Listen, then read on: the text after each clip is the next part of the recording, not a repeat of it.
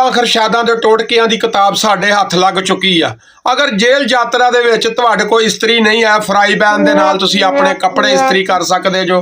ਮੁੱਠ ਵਾਲੇ ਜੱਗ ਦੇ ਨਾਲ ਤੁਸੀਂ ਆਪਣੇ ਵਾਲ ਵਾਹ ਸਕਦੇ ਜੋ। ਅਗਰ ਵਾਲ ਡਰਾਈ ਕਰਨੇ ਹੋਣ ਤੇ ਆਪਣੀਆਂ ਦੋਵੇਂ ਉਂਗਲਾਂ ਸੁੱਚ 'ਚ ਦੇ ਕੇ ਕਰ ਵਾਲ ਡਰਾਈ ਹੋ ਜਾਣਗੇ।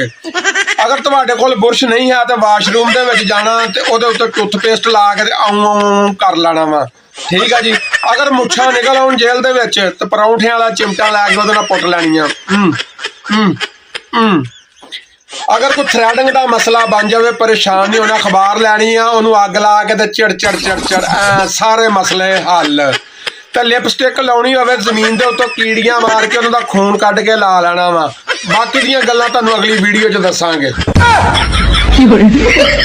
आज इमरान खान साहब ने अदालत में पेश होना है। अल्लाह ना करे कोई रास्ते में नाखुशगवार वाकया हो। अगर खुदा ना खास्ता कोई भी वाकया हुआ तो उसके जिम्मेदार उसको बुलाने वाले होंगे। सजनों, बेलियो, मित्रों, पाकिस्तान दे विच कोई खाण वाली चीज, कोई पीण वाली चीज, कोई पहनण वाली चीज सस्ती रह गई है तो फौरन PDM दे दफ्तर दे विच इतलाह करो। ते दफ्तर दा नंबर नोट कर लो 0335 2 उस्तरे ते 1 कैंची। 700 रुपये किलो मुर्गी ते 400 रुपये किलो चौल। जाग पटवारी जाग, तेरी बिरयानी नूं लग गया दाग।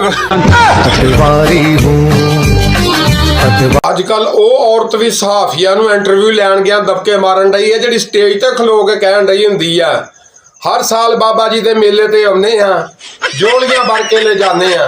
बाबा जी दा बड़ा ही करम आ ते इस दफा बाबा जी दा चेला मेरे ते बड़ा गरम आ।